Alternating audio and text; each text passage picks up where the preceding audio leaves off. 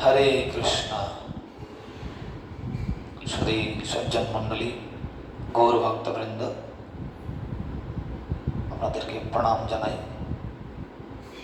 আশা করি আপনারা খুব ভালো আছেন। প্রতিদিনের ন্যায় আমরা হরিকথা মৃততে আপনাদেরকে স্বাগত জানাচ্ছি। আজকে 29 এপ্রিল 2025। আমরা প্রতিদিনের ন্যায় যে পাঠ আমরা শ্রবণ করছি, আজকে গীতা মাহাত্ম্য দ্বিতীয় অধ্যায়ে আমরা পড়লে কি পাবো, আমরা কি লাভ করতে পারবো, এর মাহাত্ম্য কি তা আমরা শ্রবণ করব। এবং কালকে 30 এপ্রিল 2025 অক্ষয় তৃতীয়া তথা চন্দন যাত্রা শুভ তিথির শুভারম্ভ। ওই দিনে কি কি করণীয়, কি কি আমরা করব, এবং অক্ষয় তৃতীয়ার মহিমা কি, অক্ষয় তৃতীয়াতে কি কি ঘটেছিল, সেগুলো আমরা আজকে এই ক্লাসে জানার চেষ্টা করব। তো গুরুদেবের কৃপা আশীর্বাদ নিয়ে আমি আজকে শুরু করছি। ওম অজ্ঞানতিমিরন্ধস্য জ্ঞানাঞ্জনশলাকয়া চক্ষুর্মিলিतं येन তস্मै শ্রীগুরবে নমঃ। वन्देऽहं श्रीगुरु श्रीयुत पदकमलं श्रीगुरुन् वैष्णवांश्च श्रीरूपं साग्रजातं सहगणरघुनाथान्वितं तं शिवजीवं साद्वैतं सावधूतं परिजनसहितं श्रीकृष्णचैतन्यदेवं श्रीराधाकृष्णपादान् सहगणललिता श्रीविशाखान्वितांश्च। नमोऽयं विष्णुपादाय कृष्णप्रेष्ठाय भूतले श्रीमते भक्तिवेदान्त स्वामिनिति नामिने। नमस्ते सरस्वती देवी गौरवाणी प्रचारिणे निर्विशेषशून्यवादी पाश्चात्यदेशतारिणे। वंशाकल्पतरुभ्यश्च कृपासिन्धुभ्यैव च पतितानां पावनेभ्यो वैष्णवेभ्यो नमो नमः। जय श्री कृष्ण चैतन्य प्रभु नित्यानंद श्री अद्वैत गदाधर शिवासादि गौर भक्तवृंद। हरे कृष्ण कृष्ण कृष्ण हरे हरे, हरे राम राम राम हरे हरे। मुकुं करोति वाचालं पङ्गुं लङ्घयति गिरिं यत्कृपातमहं वन्दे श्री गुरुदीनतारणं परमानन्दमाधवं श्री चैतन्येश्वरं। हरि ओं तत्सत्। नमोऽयं विष्णुपादाय कृष्णप्रेष्ठाय भूतले श्रीमते जयपदकाय स्वामिनिति नामिने। नमो आचार्यपादाय निताय कृपापदायिने गौरगदामोदय नगरगमतारिणे।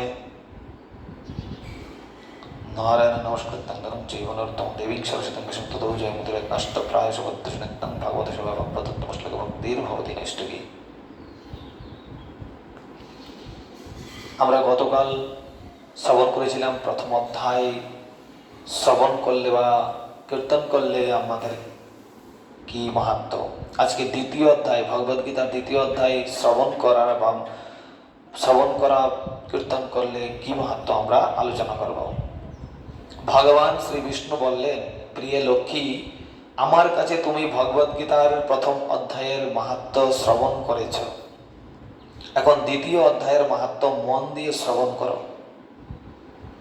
কোনো এক সময় দক্ষিণ দেশের পাণ্ডারপুর শহরে দেবশ্যাম নামে এক পণ্ডিত ব্রাহ্মণ বাস করতেন। তিনি সব রকম হোম কার্য সম্পাদনে সক্ষম ছিলেন। অতিথিয়তার গুরুত্ব তিনি বুঝতেন। তিনি তার কাজের দ্বারা সকল দেবদেবীকে তুষ্ট করতেন, কিন্তু মনে তার সুখ ছিল না।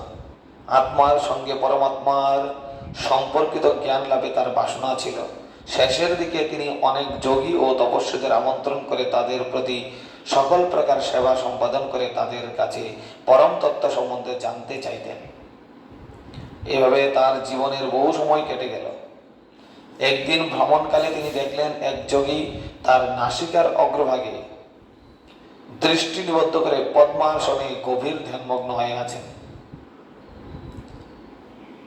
একদিন তিনি ভ্রমণ করছিলেন, একজন যোগী তার নাকের অগ্রভাগে দৃষ্টি নিবদ্ধ করে একটা পদ্মাসনে গভীর ধ্যানমগ্ন হয়ে আছেন তিনি দেখতে পেলেন। দেবশ্যাম বুঝতে পারলেন যে এই যোগী সম্পূর্ণ শান্তিপ্রিয় এবং জড়বাসনা শূন্য। গভীর শ্রদ্ধা ও সম্মানের সঙ্গে দেবশ্যাম সেই যোগীর শ্রীচরণে পতিত হয়ে জানতে চাইলেন যে কি করে তিনি পূর্ণ মানসিক শান্তি পাবেন। তখন পরম পুরুষ ভগবান শ্রীকৃষ্ণ সম্বন্ধে পূর্ণ জ্ঞানের অধিকারী সেই যোগী দেবশ্যামকে সৌপুর গ্রামে নিয়ে ছাগ পালক মিত্রভানের সঙ্গে দেখা করে ছাগল পালন করে, শাক পালক বলে, মিত্রবানের সঙ্গে দেখা করে তার কাছ থেকে ভগবত উপলব্ধির নির্দেশ গ্রহণ করতে বললেন। এই কথা শুনে দেবশ্যাম সেই যোগীকে পুনঃ পুনঃ শ্রদ্ধা নিবেদন করে সৌপুরের উদ্দেশ্যে রওনা হলেন। সেখানে পৌঁছে উত্তর দিকে তিনি এক সুন্দর বন দেখতে পেলেন। ওই বনেই মিত্রভান বাস করত। বনে প্রবেশ করে দেখলেন যে একটি ছোট্ট নদীর তীরে প্রস্তর খণ্ডের উপর মিত্রবান বসে আছে। মিত্রবানকে খুব সুন্দর এবং সম্পূর্ণ শান্ত দেখাচ্ছিল। বনে মৃদুমন্দ বাতাস বইছিল এবং চতুর্দিক থেকে সুন্দর সৌরভ নির্গত হচ্ছিল। যত্রতত্র ছাগলের পাল শান্তিতে অনির্ভয়ে ঘুরে বেড়াচ্ছিল। কয়েকটি ছাগকে বাঘ ও অন্যান্য হিংস্র জন্তুর পাশে উপবিষ্ট অবস্থায় দেখা গেল। এই দৃশ্য দেখে দেবশ্যামের মন শান্ত হল এবং তিনি শ্রদ্ধার সঙ্গে মিত্রভানের কাছে গিয়ে তার পাশে বসলেন। মিত্রভান গভীর ধ্যানমগ্ন ছিলেন। কিছুক্ষণ পর দেবশ্যাম তার কাছে জানতে চাইলেন যে কি করে তিনি কৃষ্ণ ভক্তি লাভে সক্ষম হবেন। প্রশ্ন শুনে মিত্রভান মুহূর্তকাল গভীর চিন্তায় ডুবে গেলেন। তারপর উত্তর দিলেন, হে প্রিয় পণ্ডিত দেবশ্যাম, একদা বহু পূর্বে আমি যখন বনে ছাগ চড়াচ্ছিলাম, সেই সময় এক অতি ভয়ঙ্কর বাঘ আমার ছাগলের পালকে আক্রমণ করে। কার? মিত্রবনের যে ছাগলগুলো আছে। কাকে বলছে? দেবশ্যামকে। সেই সময় অতি ভয়ঙ্কর বাঘ আমার ছাগলের পালকে আক্রমণ করে। আত্মরক্ষার জন্য সমস্ত ছাগল এদিক ওদিক দৌড়াতে শুরু করে। বাঘের ভয়ে আমিও ছুট দিলাম। কিছু দূর গিয়ে ফিরে তাকিয়ে দেখলাম যে নদীর পাড়ে বাঘটি আমার একটি ছাগকে ধরে ফেলেছে। ঠিক তখনই একটি অদ্ভুত ও আশ্চর্যজনক ঘটনা ঘটে গেল। যখন বাঘটা ওই ছাগকে ধরলো, তখন একটা অদ্ভুত এবং আশ্চর্যজনক ঘটনা ঘটে গেল। বাঘটি তার সমস্ত ক্রোধ এবং ছাগ ভক্ষণের ইচ্ছা হারিয়ে ফেলল। তখন ছাগটি বাঘকে প্রশ্ন করলো, তুমি তোমার খাদ্য পেয়েও কেন আমাকে ভক্ষণ করছো না? অবিলম্বে আমাকে হত্যা করো এবং মহাতৃপ্তিতে আমার মাংস ভক্ষণ করো। তুমি দ্বিধা করছো কেন? বাঘটি বলল, প্রিয় ছাগ, এই স্থানে আসার পর আমার সকল ক্রোধ ও ক্ষুধা তৃষ্ণা অন্তর্হিত হয়েছে। ছাগ বলল, আমিও বুঝতে পারছি না কেন আমি এত নির্ভীক ও শান্তি বোধ করছি। এর কারণ কি হতে পারে? তোমার জানা থাকলে দয়া করে আমাকে তা জানাও। বাঘ বলল, আমিও তো তা জানি না। চলো ওই লোকটাকে জিজ্ঞাসা করা যাক। বাঘ ও ছাগের এরূপ কথোপকথন শুনে আমি অতীব বিস্ময়ান্বিত হলাম। এমতো সময় তারা আমার কাছে এসে এর কারণ জানতে চাইল। আমি লক্ষ্য করলাম নিকটেই গাছের ডালে এক বানর বসে আছে। আমি তখন এই দুইজনকে সঙ্গে নিয়ে বানরটির কাছে এর কারণ জানতে চাইলাম। গভীর শ্রদ্ধার সঙ্গে বানরটি বলল, শোনো, আমি তোমাকে একটি খুব পুরনো গল্প শোনাচ্ছি। এবার কি করছে? ভগবান লক্ষ্মীদেবীকে বলছে, এইভাবে আস্তে আস্তে একজনকে এই গল্পগুলো শোনাচ্ছে। দেখেন, এবার গভীর শ্রদ্ধার সঙ্গে বানরটি বলছে ওদেরকে, মিত্রভান আর দেবশ্যামকে। গভীর শ্রদ্ধার সঙ্গে বানরটি বলল, শোনো, আমি তোমাকে একটি খুব পুরনো গল্প শোনাচ্ছি। এই বনে ঠিক তোমার সামনে একটা খুব বড় মন্দির আছে। ভগবান ব্রহ্মা সেই মন্দিরে একটি শিবলিঙ্গ প্রতিষ্ঠা করেন। বহু পূর্বে সুকাম নামে এক বিদ্বান মুনি এখানে বাস করতেন। তিনি অনেক কঠোর সংযম পালন করেছিলেন। প্রতিদিন তিনি বন থেকে ফুল এবং নদী থেকে জল এনে ভগবান শিবের পূজা করতেন। এভাবে বহুদিন তিনি এখানে বাস করেন। একদিন সেখানে এক মুনির আগমন হলো। সুকাম তখন ফল ও জল দ্বারা মুনিকে ভোজন করালেন। মুনিবরের ভোজন ও বিশ্রাম গ্রহণের পর সুকাম বললেন যে কঠোর সংযমের সঙ্গে পূজা অর্চনা করে তিনি এখানে পড়ে আছেন শুধু ভগবান কৃষ্ণ সম্বন্ধে জ্ঞান লাভের জন্য। আজ এই মুনিবরের সাহচর্যে সেই কঠোর কৃচ্ছ সাধনের ফল লাভ হলো। সুকামের বিস্ময়পূর্ণ কথা শুনে মুনিবর যথেষ্ট প্রীত হলেন এবং একটি প্রস্তর খণ্ডে শ্রীমদ্ ভগবদ গীতার 2য় অধ্যায় লিপিবদ্ধ করলেন। কোথায়? প্রস্তর খণ্ডে, একটা পাথরে। সুকামকে তিনি সেই শ্লোকগুলি প্রতিদিন পাঠ করতে নির্দেশ দিয়ে বললেন, এরূপ করলে অচিরেই তার অভীষ্ট ফল লাভ হবে। একথা বলার পরে মুনিবর সেখান থেকে অন্তর্হিত হলেন। তার আর সুকাম শুধুই তাকিয়ে থাকলেন। এরপর থেকে প্রতিদিন সুকাম সেই মুনিবরের নির্দেশ মতো বাকি জীবনভর সেই শ্লোকগুলি আবৃত্তি করেন। শীঘ্রই তিনি ভগবান কৃষ্ণ সম্বন্ধে পূর্ণ জ্ঞান লাভ করেন। কে? সুকাম, যে শিবের ভক্ত ছিল। আবৃত্তি শুরুর দিন থেকেই তার ক্ষুধা তৃষ্ণার অনুভব দূর হয়ে যায়। হরি বল। এই স্থানে তার সেই কঠোর সংযম ও ভক্তিপূর্ণ ক্রিয়াদি সম্পাদনের জন্য যেই এখানে পদার্পণ করে তার ক্ষুধা তৃষ্ণার অনুভব বিদূরিত হয় এবং অবিলম্বে তার পূর্ণ শান্তি লাভ হয়। দেখুন তপস্যার কি বল। মিত্রবান বলল, প্রিয় দেবশ্যাম, বানরটি তার অত্যাশ্চর্য কাহিনী শেষ করার পর আমি সেই বাঘ ও ছাগলের সঙ্গে মন্দিরে গেলাম। বাঘ ও ছাগলকে নিয়ে বানরের কাছে এই কথাগুলো যখন জানতে পারলো, তখন তারপরে কি করলো, তারপর তিনি মন্দিরে গেলেন। সেখানে আমরা পাথরের উপর শ্রীমদ্ ভগবদ গীতার 2য় অধ্যায় লিপিবদ্ধ আছে দেখলাম। প্রতিদিন আমরা সেই শ্লোকগুলি আবৃত্তি করতে লাগলাম। এইভাবে আমরাও অচিরেই কৃষ্ণ ভক্তি লাভে সক্ষম হয়েছিলাম। প্রিয় ব্রাহ্মণ, তুমিও যদি শ্রীমদ্ ভগবদ গীতার 2য় অধ্যায় পাঠ করতে শুরু করো, তবে তুমিও শীঘ্রই ভগবান শ্রীকৃষ্ণের করুণা লাভ করবে। ভগবান বিষ্ণু বললেন, প্রিয় লক্ষ্মী। এইভাবেই দেবশ্যাম মিত্রভানের কাছ থেকে জ্ঞান লাভ করেন এবং সেই মহাত্মার আরাধনা করে তিনি পাণ্ডারপুরে ফিরে গিয়ে প্রতিদিন 2য় অধ্যায় আবৃত্তি করেন। তাছাড়া পাণ্ডারপুরে যে কেউ গেলেই তিনি তাকে শ্লোকগুলি আবৃত্তি করে শোনান। এইভাবে দেবশ্যাম পরম পুরুষ শ্রীকৃষ্ণের শ্রীপাদপদ্ম লাভ করেছিলেন। প্রিয়তমা লক্ষ্মী, শ্রীমদ্ ভগবদ গীতার 2য় অধ্যায়ের এই হলো মাহাত্ম্য। এই শ্রীমতী লক্ষ্মী দেবীকে, প্রিয়তমা লক্ষ্মী দেবীকে বিষ্ণুজি, শ্রী বিষ্ণু এইভাবে গীতার মাহাত্ম্য, ভগবদ গীতার 2য় অধ্যায়ের মাহাত্ম্য শোনাবেন। তার মানে এই থেকে আমরা এই সিদ্ধান্তে আসতে পারি যে ভগবদ গীতা এবং ভগবদ গীতার মাহাত্ম্য কতটা গুরুত্বপূর্ণ আমাদের ভক্তি জীবনে। প্রত্যেক দিন যদি আমরা ভগবদ গীতা শ্রবণ করি, প্রত্যেক দিন যদি আমরা ভগবদ গীতা পাঠ করি, প্রত্যেক দিন যদি আমরা ভগবদ গীতার কীর্তন মহিমা ভগবানের গুণগান গাই, তাহলে সেটাই আমাদের পক্ষে মঙ্গলজনক হবে এবং অন্তিমে আমরা ভগবত ধাম প্রাপ্ত হব এবং ভগবানের করুণা লাভ করতে সক্ষম হব। ভগবান পরম দয়ালু, করুণার সাগর, সমস্ত কারণের পরম কারণ উনি। উনাকে একমাত্র আশ্রয় করে যদি আমরা ভগবানের শরণাপন্ন হয়ে গুরুদেবের আশ্রয় গ্রহণ করে ভগবানকে জানতে চেষ্টা করি, ভগবানের বাণী গীতা মাহাত্ম্য শ্রবণ করি, তাহলে আমাদের পরম মঙ্গল সাধিত হবে। তাই শান্তি লাভ করার জন্য যেভাবে দেবশ্যাম এবং এই যে ঘটনাগুলি চলছে, এই মূল যে অভিনয় কর্তা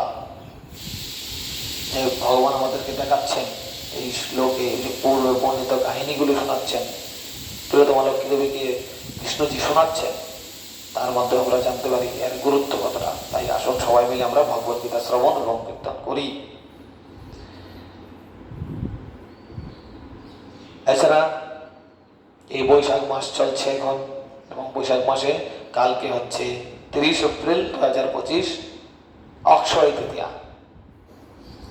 অক্ষয় তৃতীয়া হচ্ছে অক্ষয়, যে দিনে যে সমস্ত ভগবত ভক্তি আপনি করবেন সেটা অক্ষয় হয়ে থাকবে।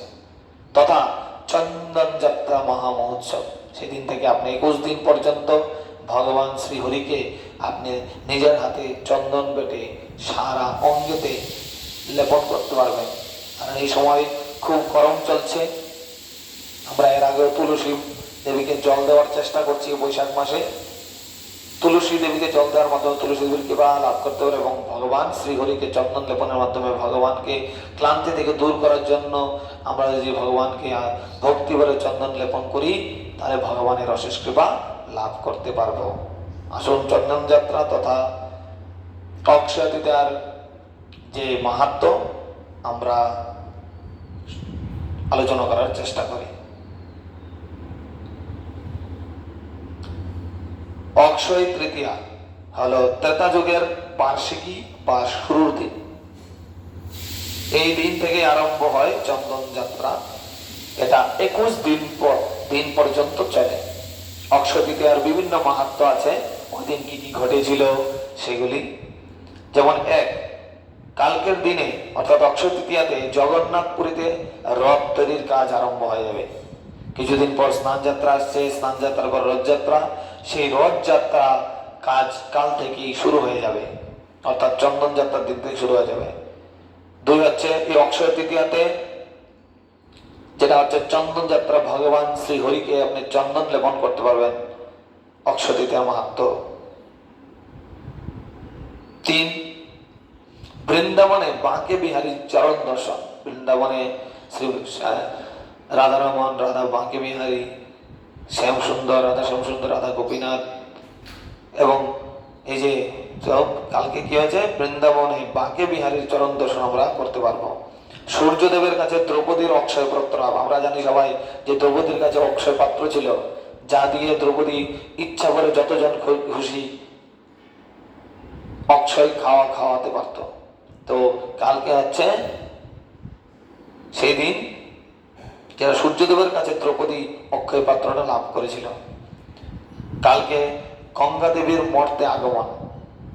গঙ্গা দেবী এই পৃথিবী লোকে অবতীর্ণ হয়েছিল কালকে।